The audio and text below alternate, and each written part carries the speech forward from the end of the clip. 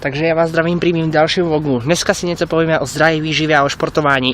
Pro těch, ktorí z vás, ktorí sedíte doma a na žití a nič nerobíte, je tento vlog veľmi užitočný, pretože niektorí ľudia sa baví, niektorí ľudia robia rôzne opičiny. Ja napríklad tvrdě makám, i když by si to nepovedalo vo februári, kde ešte sníh nedorazil a kde je proste ešte na oboch zhma.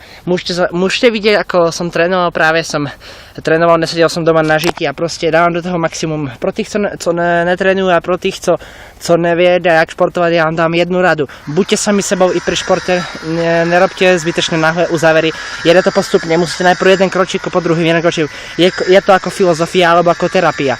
Prídete k doktorovi postupne sa zabojčete, postupne všechno, postupne nechce to naraz, nechce to rýchly spát. Proste je to veľmi zajímavý a proste je to diskutabilní.